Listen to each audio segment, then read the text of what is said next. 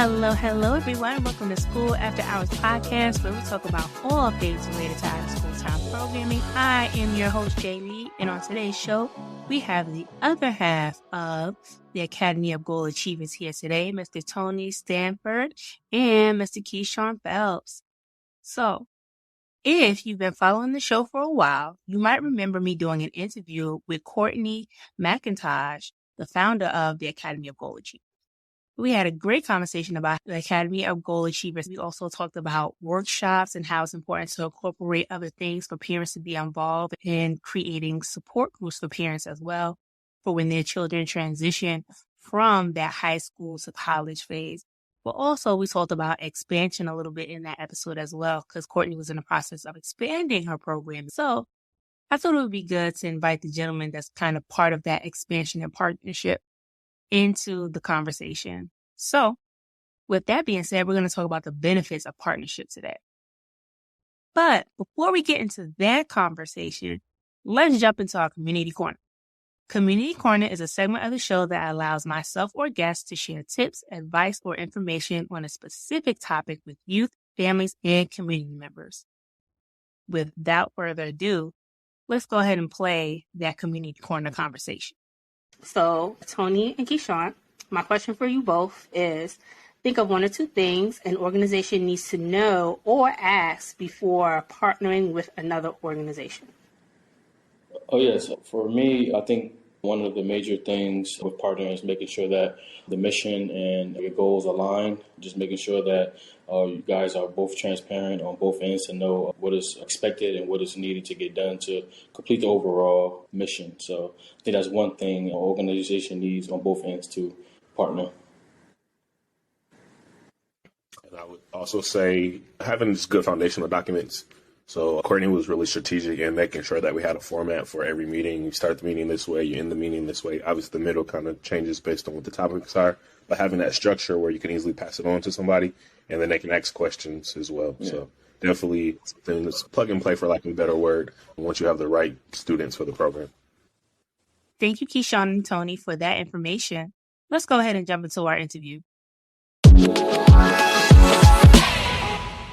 Awesome. So we're going to go ahead and jump into this conversation. My first question for you all is, and it could start with either one, what was your introduction to youth development?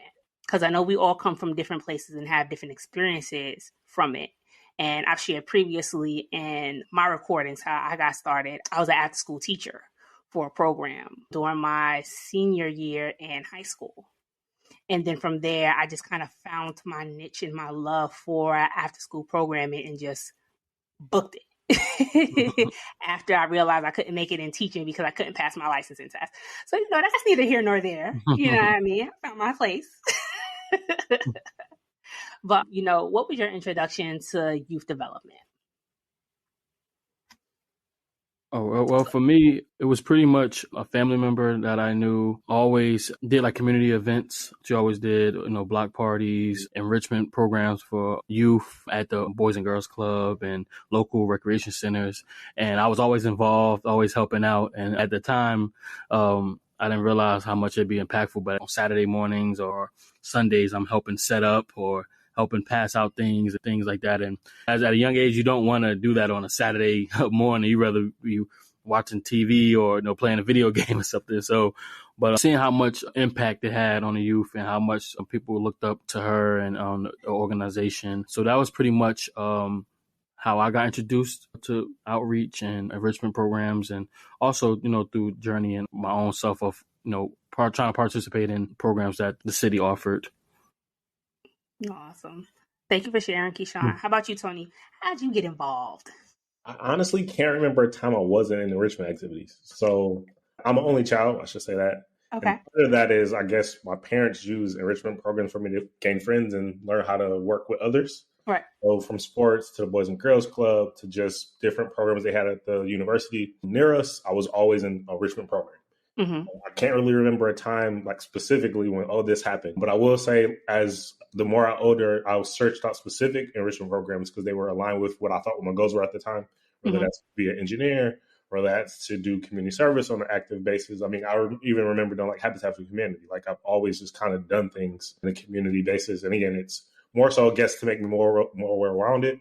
Again, it's just, as the more you do in a community, the more you meet different people and you see different things that you make exposure, right? That's really what programs are about. So again, I really can't remember a time that I wasn't involved. And again, as I was in high school, I was in the Omega Mentoring Program, which is similar to the program I started here in Charlotte, which ultimately kind of merged with Courtney's program. And so that happened, of course, as a high schooler. But again, I can't remember a time that I really wasn't involved in enrichment programs. Okay. So we make this leap from being in programs and then starting your own program, right? So Tony, go ahead and walk us through that process of how you got your program started and what was the idea behind it. So I literally took the blueprint that we had in Buffalo. We had, after the Buffalo program, we had started a sister chapter in Atlanta, Georgia, or Metro Atlanta, like Stock. So walk us through that. Like, what was the name of your program? All that. Give us all that information. But yes, Omega Mentoring Program, it has both young men and young women that they take basically and help them kind of expose them to life skills as well as college enrichment. For us, it really was pushing people to graduate high school. Buffalo has a very low high school graduation rate. When I was in high school, it was like 49%. So our goal while we were in the program, of course, was to increase graduation and enrollment. And I would say for the Buffalo chapter, at the time I was in the program, we had like 100% graduation rate compared to, again, the city, which was only 49%. Nice. All my friends now, again, look back at it, we're either people really went heavy in the military or into school. I know a couple of guys have PhDs, all that. So definitely the program worked. So transition to that. When around the time I was graduating from college, we started working in Atlanta to get some roots there. We actually partnered with another mentor. He had this similar idea as our lead mentor. When we launched there, he actually was a teacher. So he started with 7th grade students.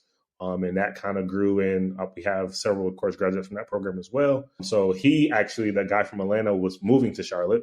So when I was in Charlotte, we got together to try to see if we could do the same thing in Charlotte. All the time. Of course, Atlanta was still working. Buffalo was still working. So Charlotte was the next, obviously, city that kind of was working. And from there, essentially used my resources because I was already in Charlotte when he got here to kind of help make the program what it became. So that was, again, having monthly speakers, networking with the community, having different sports athletes come talk to the students, all those things that we were able to do as a result of kind of using that same template. We did joint college tours. So we have a college tour with students from Buffalo, students from Atlanta, and students from Charlotte. So that was actually pretty impactful for just the students to network with each other. But the key concept in the program was really peer mentoring, right? So once you get the first group of students in, our goal is to allow them to now use what they learned to teach the next people behind them.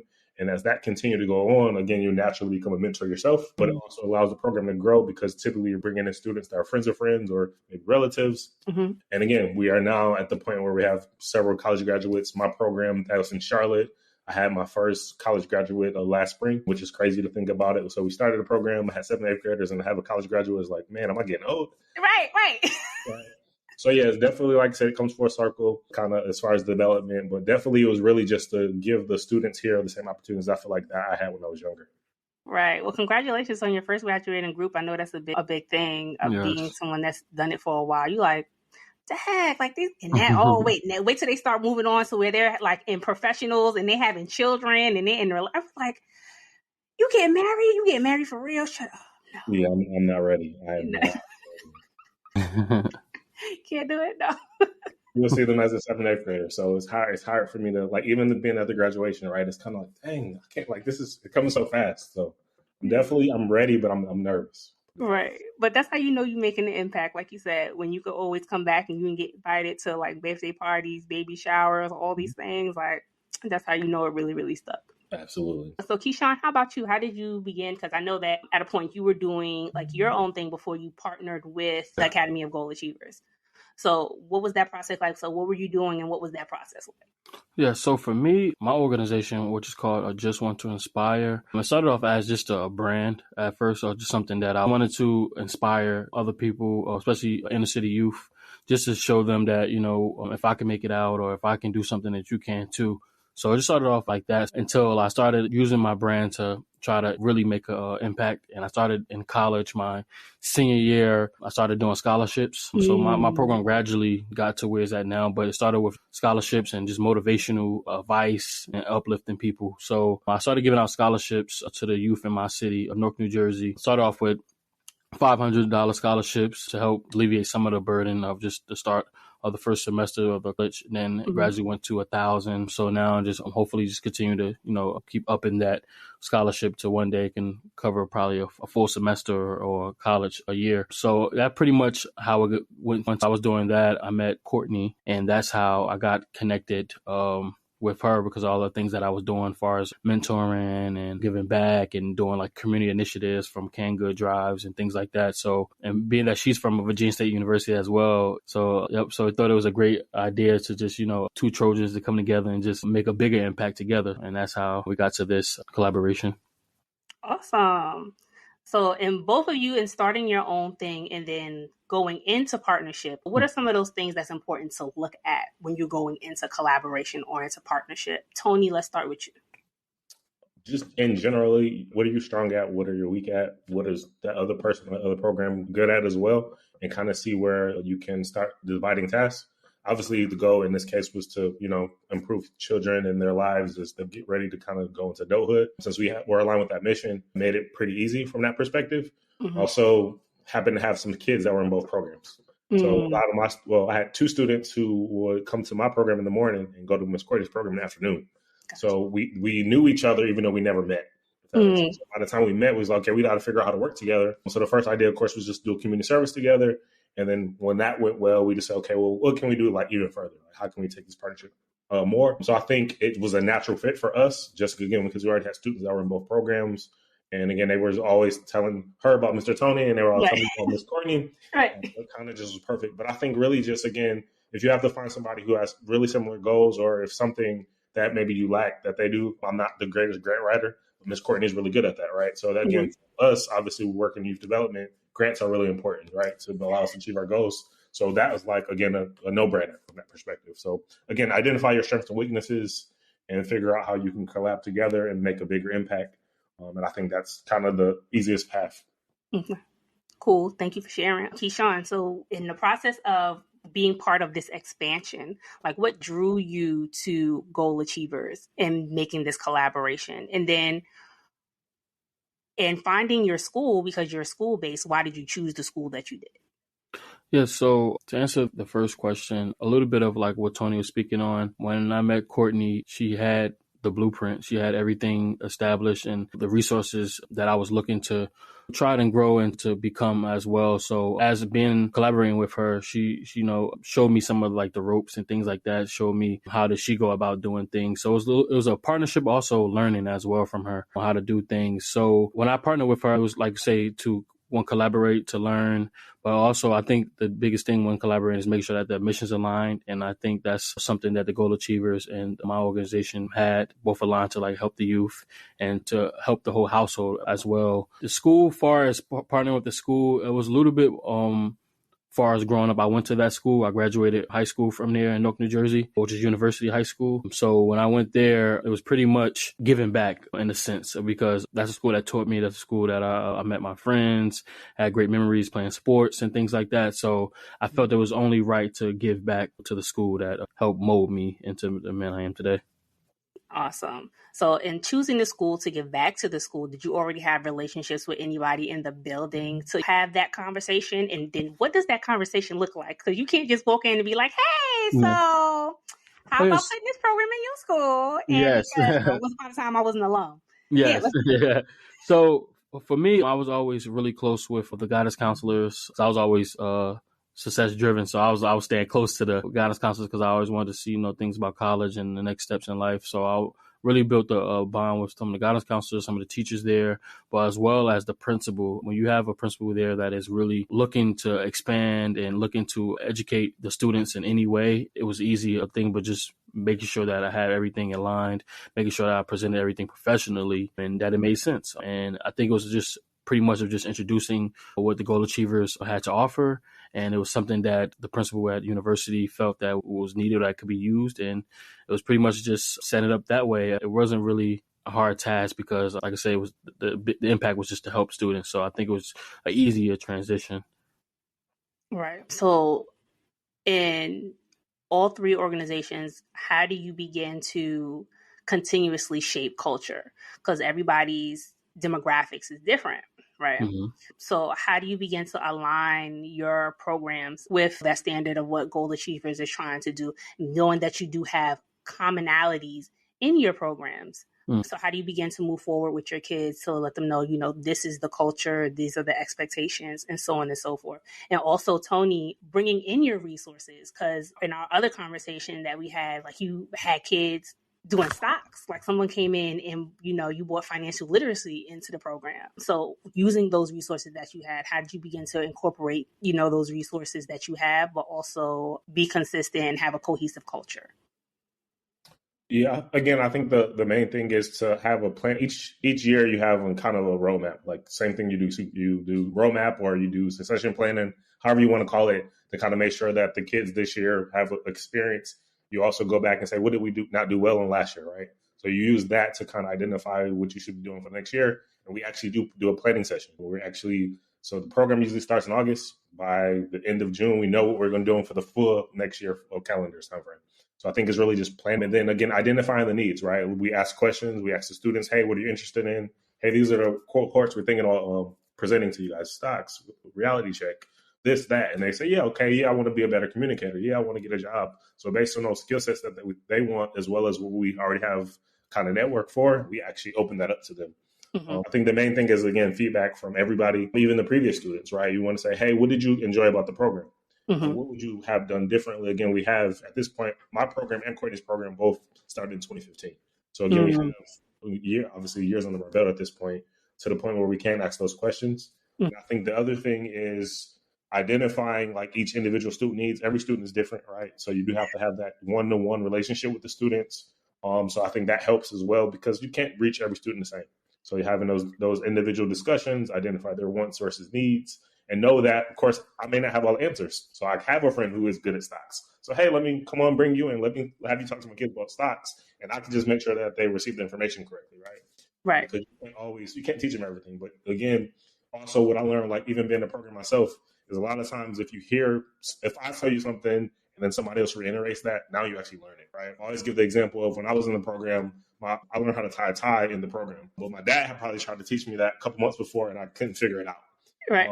By the time I learned, I was, I learned how to tie a tie. He was, you must have learned it in the program. It's like, yeah, I did, of course. And he was kind of mad, but at the same time, well, for me, I understand that you got to have the repetition too, right? So if it was maybe a better learning environment, maybe there was even better teachers on how to tie a tie. I don't know, but it worked because again, I was around people, my peers, and they were learning, so I felt like it was a good thing to do. Right. So I think in general, you have to have that reinforcement, whether it's the program or different parts of the program versus, hey, I just don't want Mr. Tony to feel bad. Right now, it's another person who they don't know. So now it's it drives that point home that I was trying to make for a long time. Right. And I think that's very important, what we forget to do as programs, especially combining resources, especially human capital as well, from one staff to another, is getting student feedback. I feel like we operate sometimes in a sense of, this is what I want, or this is what I think you want, what I think is good for you, and not getting the full feedback of the students who are actually going to have to participate in the classes that you're trying to put in front of them and the things that you're trying to do.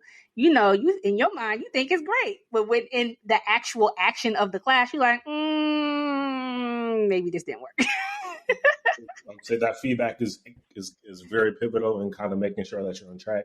And I'll also say for me, I didn't grow up in North Carolina. Mm-hmm. She did grow up in North Carolina, so she has a different perspective than I do. So I have an outside perspective, which is good. She has hey, this is what actually happens in our curriculum, right? So we can bounce those two things off each other and to say, okay, this is perfect based on that. And then you get the student feedback, oh yeah, we really cooking with grease now, right? Right. Good stuff. Keyshawn, how about you? Yes, I feel like Tony touched on everything. So like I said, but just to piggyback, like he was saying, the feedback is a big thing. Understanding the students or the people that you are mentoring and just trying to hear back from them to see, where can we all improve on? I know like how, we do evaluations and things like that, not only for ourselves, but also for the organization, just to see, how can we get better? And I think another thing is too, like I said, Tony hit on all the points, but me being that I'm from Newark, New Jersey, I know some of the similar struggles or similar things that some of the students are facing because I once, been in their shoes. So giving them light or giving them perspective from someone that been in their shoes, I think that helps a lot. But also learning from like Tony and learning from Courtney about the things of how they structure their things, or like say if I have a weakness of, maybe I need to do, learn better about doing stocks and things like that. And like saying, reaching out to Tony that take it off my hands. Cause I know, this is something that I need to help, help the students, but I don't know it as much, but I know Tony does. So just leveraging the resources and things like that to help expand and build this program. Right. And knowing that you don't have to do it by yourself. I think that's the key. Yeah. That's the key thing, like knowing each person, like you said, Tony, and like you're emphasizing, Keyshawn, knowing the strength of each individual that's on your team and then leaning on them. Right. If you feel like that's not your strongest area, like you said, like grant writing is not my thing. Yeah. That's to the left. I'm not doing that. Right. I'm not doing that because I have a problem with that term. But depending on how it's used, like that's not my strongest area. So if I know that this individual has the skills and then do it well, then let me have a conversation with them to see if they can go ahead and take care of this specific task or this specific thing. Right. And knowing that there's no shame in it. Like I feel like sometimes we get caught up in ego and not being at a place to admit like, I have to do all things and be all things, which is not true. That's how you're going to wear yourself out.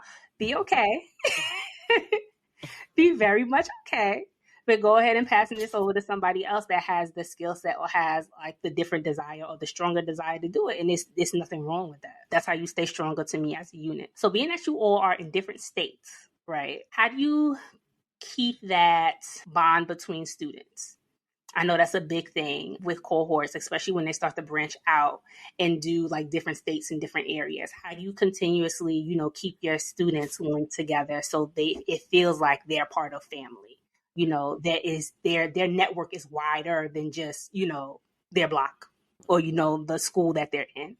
Yeah, so I can speak on that. So Courtney and Tony do a great job at providing all of the resources that they have for the North Carolina-based students. So they make them feel at home. That is, they are offering, if they can put it virtually, or if the people are interested, they will actually, there's been times where they will try to, let's say, how can I say this? Try to set up a meeting or set up something specifically for the New Jersey cohort to make them feel, as special as well, but also give them the dedicated time to learn the things or the topic that is being at hand. So I think, Go Chiva does a great job of doing that. Tony, anything to add?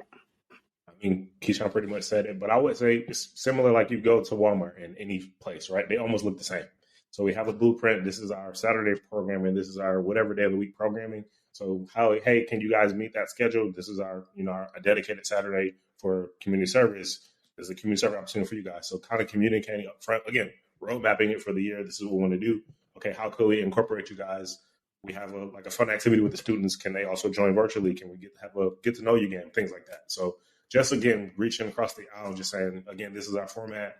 How can we get the students best to interact? They're all the same ages, right? They may even be roommates at some time when they go to college together, right? So all that's possible if we introduce them to each other and allow those opportunities to continue to grow.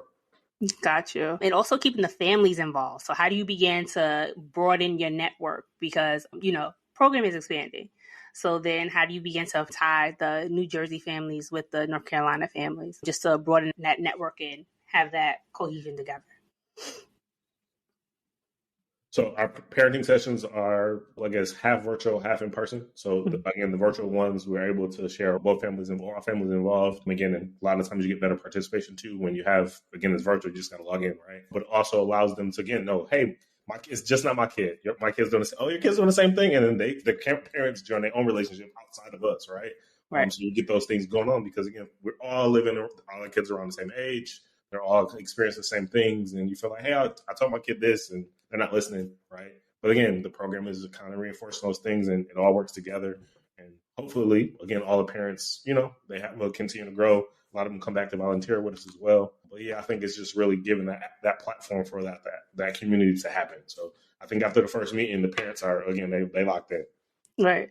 Like, oh, I got a whole connection in another state. Yes. I know that's right. So what does it look like for goal achievers moving forward? So what are some of the things that you all have on your radar for this year as far as, keeping culture and everything for your programs going and just keeping your expansion strong? We're actually still growing, trying to grow. We have some other like smaller versions of Goal Achievers popping up around the city of Charlotte. Using our format, using our resources, we're able to have those students kind of work independently. But again, as we have a college source, hey, this is where we're going. Come on and join us. So the program is actually growing larger than what we can fit in our quote unquote building. But we have, again, those satellites, and they have, again, the blueprint, right? This is the way you run a program. These are the things you want to touch the students with. And again, everything comes back to the home base. So, hey, you want to learn about stocks? This is how you do it. Hey, you want to learn about emotional intelligence? This is how you do it. So again, having the main, I guess, building and then branching off. But again, making sure the communication works. And again, that is definitely going to continue to grow because I think what we have is a great recipe, right? Obviously, everybody can't make a peach cobbler, but the people who can make it, they can make it. Right? We're trying to have that format where, hey, I can share you my recipe. It might be the same, but if you come work with me, it actually probably tastes better. So that's the goal. Got you. Keyshawn, anything you wanted to add? What about New Jersey? Yeah, so for being that the collaboration is still new, we want to, expand on the numbers, get more kids, expand into more opportunities to maybe other schools as well. Also is just making sure that we are keeping up the blueprint of the Goal Achievers and making sure that we are providing opportunities and holding the standard as well. So on our end, we're just going to keep trying to expand, keep trying to grow and just get better each and every year.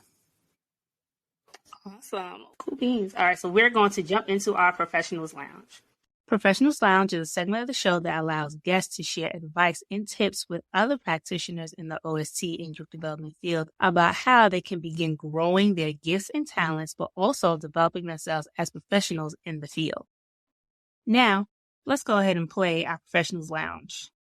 So my Professionals Lounge question is, and either of you can take it, how can you leverage your connections to meet the needs of your organization? I know Tony can speak a lot about this with his cohorts, but I give a little 2 cents into it as for me, it's like knowing your connections, strong suits, knowing what they're actually good at. Like if I have a partner who's really well at speaking about motivational speaking, try to use him or use his skill sets and to allow to do a motivational speaking segment or things like that. So it's just basically putting your connections in places that will impact those that need it. So I think that's pretty much for me how I try to leverage my connections to help out our organizational needs.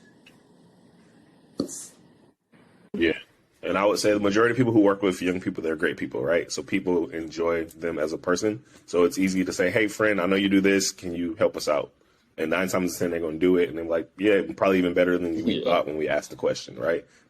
Generally good people. And then a lot of times they say, oh, yeah, if you want to do this, I know this person. So it literally is, again, leaning on your network because you told them what you do. So a lot of times we do work and we don't want to necessarily celebrate ourselves, but post it on Facebook, post it on LinkedIn, post it everywhere, right? Because you never know who's going to see that and share it and say, oh, I got students or have some funding or whatever was going on. So I think that's the key as well is celebrate your wins, right? And it could be just, hey, we just had 50 students today, right? Whatever that is, you want to continue to push that information out because you don't know who's going to touch or who they're going to send it to and how that can benefit their students or your program later on. Right, which is a good point. I was talking to someone, I can't remember who it was, someone I was going to do a future interview with, and we were talking about this idea of we're so busy doing the work, we don't take time to take stock in what we've accomplished, but also share what we've done to bring attention to not intentionally ourselves, but our skill set and what we're able to do and what we bring to them. So it's good to hear that as far as, what you can do professionally, make sure that you're sharing your stuff. And as we tell children or as we tell the kids that we serve, make sure that you're doing your profiles and that it shows your work, it shows your volunteerism, taking a page from our own advice and make sure that we're modeling the same things to make sure that there's something that they could see that's being done to provide an example, as well as telling them this is how it can be done. Absolutely. So That brings us to the end of our show, gentlemen. Hey, everybody. Thank you so much for listening. As always, go ahead and follow us on Instagram at School After Hours and also on Facebook at School After Hours. I do have a little surprise that I'll be releasing to y'all in a few weeks, so keep your ears and eyes open for that. Gentlemen, go ahead and if you want to, go ahead and drop your information so they know where to get in touch with you and how to follow you on social media. So you want to start off with that, Tony? Before I give that, I want to give a shout out to my school, Alabama A&M, since he was talking about Virginia State earlier. Oh, man. Shout out to Alabama A&M University. But seriously, you can follow me on LinkedIn, Tony Stanford Jr. It's the easiest way to connect with me. Slide in my DMs or contact me there. Of course, we're Goal Achievers on Instagram, and just find out what the program is doing. Always sharing and reposting things that are happening. So appreciate the opportunity to speak with you guys. And again, hopefully we can continue this conversation and the betterment to the students. Awesome. Yeah, so for me, my LinkedIn is Keyshawn Phelps as well. On Instagram, the Goal Achievers as well. Also, for my organization is Want the number 2 and Inspire, and that is Instagram for my organization as well. Cool beans. Well, everyone, that brings us to the end of our show. I'd like to thank Keyshawn and Tony for being our guests today. Hopefully you all can come back and we can continue having our conversation and, just check in with y'all to see what you're doing next. If you enjoyed this episode and feel you received some good information, give us a review on Apple Podcasts or visit the Podchasers website and leave us a comment. This will help us get some feedback on the show and collect testimonials for our personal website. Share us with your friends, share us with your family, share us with your network. Help us spread the word about how out-of-school time programming is impacting our youth as well as our communities. We can be found on Apple Podcasts, Spotify, Google Podcasts, and Podcast Addict. Well, that's all I have for today. In the words of Mr. Arthur Ashe, start where you are, use what you have, do what you can. Until next time, bye-bye.